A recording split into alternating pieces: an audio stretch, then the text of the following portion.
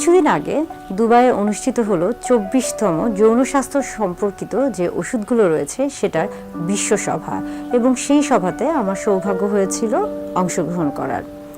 বর্তমানে দেখা যাচ্ছে যে বেশ কিছু নতুন তথ্য এসেছে। কিছুদিন আগেও পেনিস বা পুরুষ লিঙ্গ নিয়ে আমরা বেশ কিছু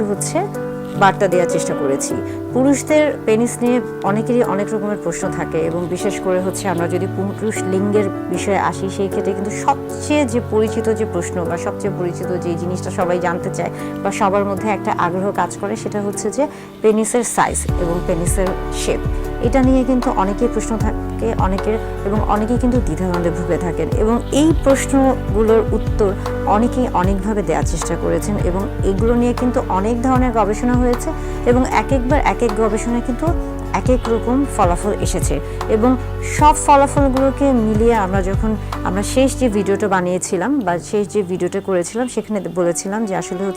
পেনিস বা পুরুষ লিঙ্গের যে এই যে আকার বা আকৃতির যে বিষয়টা রয়েছে, এটা শুধুমাত্র যে যাও নিচে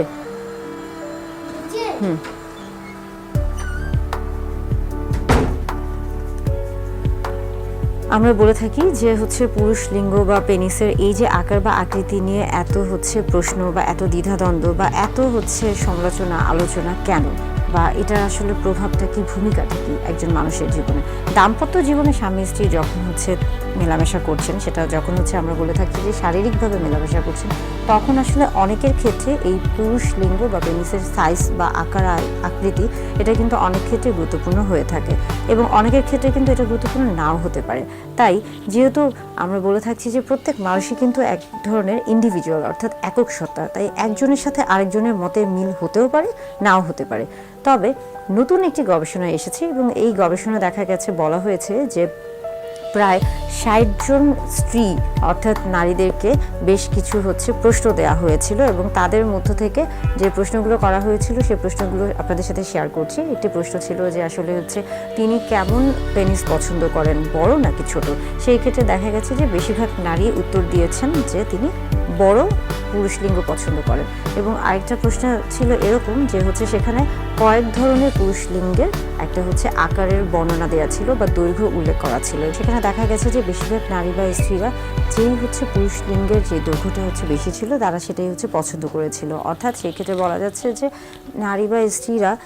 ইতিমধ্যে যে গবেষণাটা হয়েছে বা তৎক্ষণাৎ এই কয়েকদিনের মধ্যে যে গবেষণা হয়েছে, সেখানে তারা আসলে আমরা বলছি যে বড় আকারের যে পুরুষ লিঙ্গ রয়েছে সেটাকে আসলে তারা বেশি প্রাধান্য দিয়েছে। এর পাশাপাশি দেখা যাচ্ছে যে তাদেরকে বেশ কয়েকটা আমরা বলে থাকছি যে উদাহরণ বা বেশ কয়েকটা ডামি বা স্যাম্পল দেওয়া হয়েছিল যে তারা আসলে কোন ধরনের পেনিস বা পুরুষ লিঙ্গ পছন্দ করে থাকেন, এবং সেখান থেকে তারা দেখা গেছে যে তারা সবচেয়ে বড় দৈর্ঘ্যের যে পুরুষ লিঙ্গটা ছিল বা পেনিস ছিল সেটাকেই নির্বাচন করেছে। এই থেকে বোঝা যাচ্ছে যে অতিরিক্ত নারী বা অতিরিক্ত স্ত্রীদের ক্ষেত্রে বা বেশিরভাগ স্ত্রীদের ক্ষেত্রে, নারীদের ক্ষেত্রে তারা যেই পেনিসের সাইজ বড় সেটাকে বেশি প্রাধান্য দিচ্ছে। তাহলে সেই ক্ষেত্রে কি আসলে মোটা বা চিকন এটার কোনো সম্পর্ক আছে, বা যৌন তৃপ্তির ক্ষেত্রে বা তাদের যৌন তৃপ্তির ক্ষেত্রে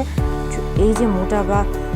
চিকন এটার সম্পর্কটা কি? সেই ক্ষেত্রেও যখন তাদেরকে প্রশ্ন করা হয়েছে, তখন তারা এটাই বলেছে যে তাদের কাছে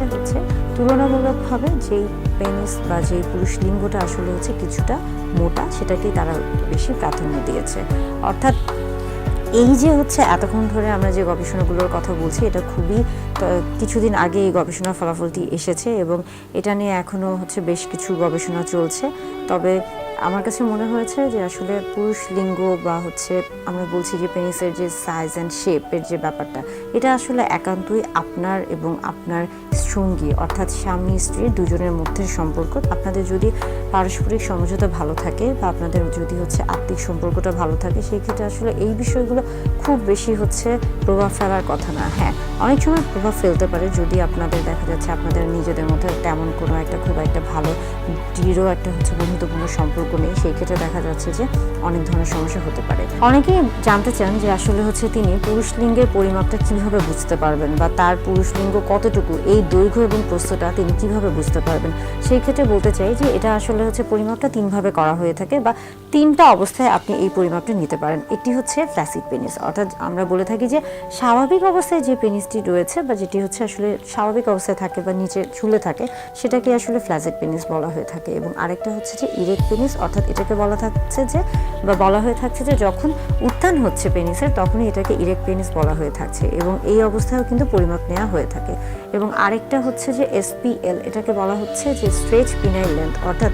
যখন আপনার ধরুন যে এই ক্ষেত্রে হচ্ছে আপনার পেনিসটা এখানে হচ্ছে আমরা বলে থাকি যে এভাবে ফ্ল্যাসিড অবস্থায় আছে, ঝুলে আছে এবং সেটাকে আপনি হচ্ছে টেনে সোজা করছেন বা একটু হচ্ছে এই যে চামড়াগুলো রয়েছে এটাকে একটু পিছনের দিকে টানছেন বা স্ট্রেচ করছেন, সেটাকে আসলে এসপিএল বলা হয়ে থাকে। এবং এই ক্ষেত্রে অর্থাৎ ফ্ল্যাসিড বা আমরা ইরেক্ট বা এসপিএল সব ক্ষেত্রেই কিন্তু পিউবিক যে বোনসটা রয়েছে, অর্থাৎ এখানে যে পিউবিক বোনসটা শক্ত অনেকটা, যদি আমরা এটাকে পেনিস মনে করে থাকি সেই ক্ষেত্রে এখানে যে শক্ত যে হাড্ডিটা রয়েছে পিউবিক বোনস, সেটার থেকেই কিন্তু আসলে হচ্ছে আপনাকে মাপটা নেওয়া শুরু করতে হবে। এবং এটা কিন্তু টিপ অফ দ্য পেনিস, অর্থাৎ এই যে যেই রাস্তা থেকে প্রস্রাব করা হয়ে থাকে বা হচ্ছে এই টিপ অফ পেনিসের এই পর্যন্ত হচ্ছে পুরো মাপটা নেওয়া হয়ে থাকে এবং এটাকেই কিন্তু আসলে হচ্ছে লেন্থ বলা হয়ে থাকছে। এটাকে আমরা বলে থাকছি যে হচ্ছে পিনাইল লেন্থ। এবং আরেকটা হচ্ছে যে পিনাইল গার্ড, যেটাকে আমরা প্রস্তুতের কথা বলে থাকছি এবং সেটা আসলে মূলত আমরা পিউবিক বোনসের এখান থেকে শুরু করছি এবং এটাকে আমরা ঘুরিয়ে ঘুরিয়ে আসলে হচ্ছে পরিমাপটা নিয়ে থাকি এবং দেখা যায় যে এটা হচ্ছে স্বাভাবিকভাবে বা এশিয়া মহাদেশের ক্ষেত্রে এই যে পরিমাপটা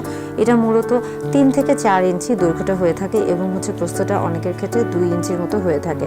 অনেকের ক্ষেত্রে এর চেয়ে কম হতে পারে, এর চেয়ে বেশিও হতে পারে, তবে এটা হচ্ছে আমরা বলে থাকছি যে গড়ে। এছাড়া আমরা যদি হচ্ছে পুরো বিশ্বের সবার ক্ষেত্রে আসি, যে অর্থাৎ হচ্ছে পুরুষদের ক্ষেত্রে স্বাভাবিক হচ্ছে পেনিসের দৈর্ঘ্য বা প্রস্থ কত, সেই ক্ষেত্রে কিন্তু অনেক রকমের পরিবর্তন আসতে পারে, কেননা এই জিনিসগুলোর সঙ্গে নির্ভর করছে একজন পুরুষের হচ্ছে বয়সের উপরে, তার বংশগত, আমরা বলে থাকি যে তার জেনেটিক যে বিষয়গুলো রয়েছে সেটার উপরে, এছাড়া তার ভৌগোলিক যে অবস্থান রয়েছে, এছাড়া সে কী ধরনের খাদ্য গ্রহণ করছে পুষ্টির উপর, এবং পাশাপাশি আমরা বলে থাকছি যে তার স্বাস্থ্যগত যে অবস্থা, অর্থাৎ তার শারীরিক কোনো সমস্যা আছে কিনা বা সে এমন কোনো শারীরিক সমস্যা ভুগছে কিনা যেটার কারণে তাকে বিভিন্ন রকমের ওষুধ নিতে হচ্ছে এবং সেটার হয়তো বা কোনো ধরনের পার্শ্ব প্রতিক্রিয়া তার প্রতি হতে পারে। এই প্রত্যেকটা বিষয়ই আসলে হচ্ছে একজন পুরুষের পুরুষ লিঙ্গ বা পেনিসের আমরা বলছি যে দৈর্ঘ্য এবং প্রস্থ সব কিছু কিন্তু এই বিষয়গুলোর উপর নির্ভর করছে। তবে আপনার পুরুষ লিঙ্গ বা আপনার পেনিসের সাইজ যেটাই হয়ে থাকুক না কেন, সবসময় হচ্ছে